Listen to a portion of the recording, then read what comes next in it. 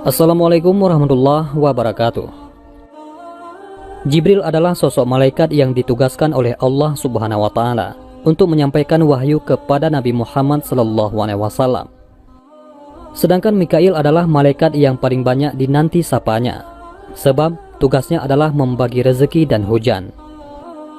Terkait dua malaikat ini, yaitu malaikat Jibril dan malaikat Mikail, di dalam kitab Marah Labid atau Tafsir Al-Munir karya Syekh Nawawi Al-Bantani, terdapat kisah pada zaman Nabi ada seorang laki-laki yang sangat mencintai malaikat Mikail, namun ia sangat membenci malaikat Jibril alaihissalam.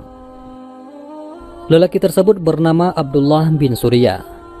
Kisah tersebut bermula ketika Nabi Muhammad SAW hijrah dan telah sampai di kota Madinah. Seorang laki-laki yang bernama Abdullah bin Surya yang ingin menguji kerasulan Nabi Muhammad SAW. Ia kemudian mendatangi Rasulullah dan bertanya, "Wahai Muhammad, ceritakan padaku bagaimana cara tidurmu sebagai seorang rasul di akhir zaman."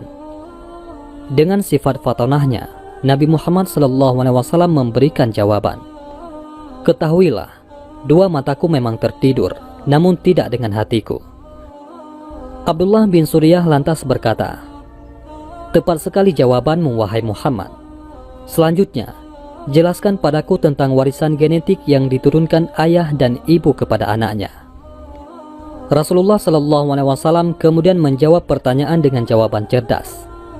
Tulang, urat saraf, dan otot merupakan warisan genetik dari pihak laki-laki, yaitu ayah.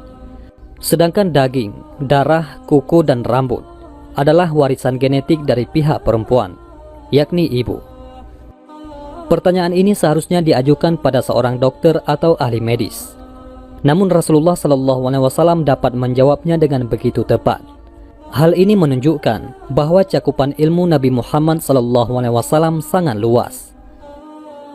Abdullah bin Surya dibuat tak berdaya dengan jawaban Rasulullah SAW, tetapi ia tetap ingin memojokkan beliau. "Jawaban yang tepat sekali, Muhammad. Selanjutnya, bagaimana pendapatmu tentang seorang laki-laki yang lebih menyerupai paman, yaitu dari pihak ayah, daripada paman dari pihak ibu, dan sebaliknya?" Namun dengan mudah pula, Rasulullah SAW menjawab pertanyaan tersebut. Sperma yang lebih dominan akan membuatnya serupa dengannya. Jika sperma ayah lebih dominan, maka lelaki tersebut akan lebih mirip dengan paman, yaitu dari pihak ayah. Begitu pula sebaliknya. Abdullah bin Surya masih belum menyerah menguji kerasulan Nabi Muhammad.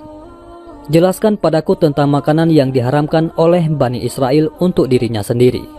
Dan di dalam Taurat juga disebutkan seorang Nabi akhir zaman yang menjelaskan hal tersebut.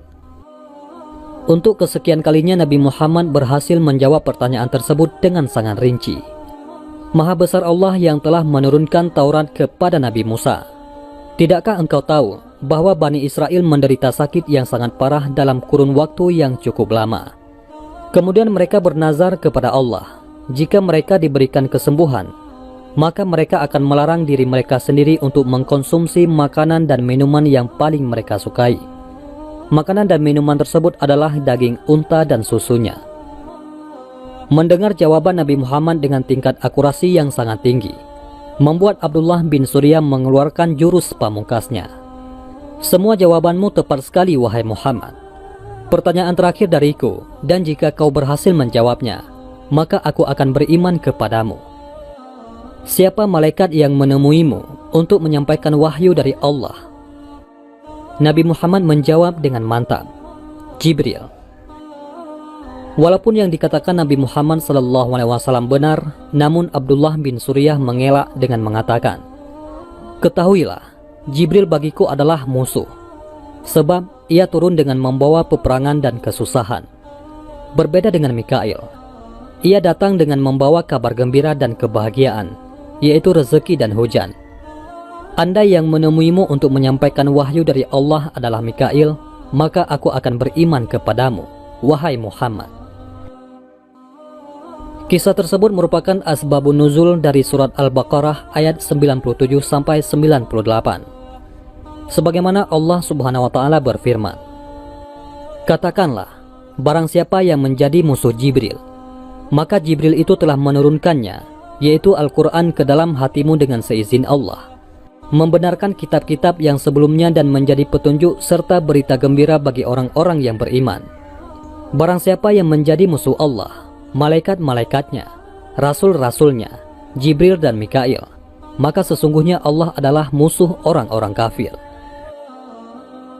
Itulah kisah tentang seorang laki-laki di zaman Nabi Muhammad SAW yang memusuhi malaikat Jibril dan mencintai malaikat Mikail. Wallahu a'lam bishawab. Mudah-mudahan ini semua bermanfaat. Assalamualaikum warahmatullahi wabarakatuh.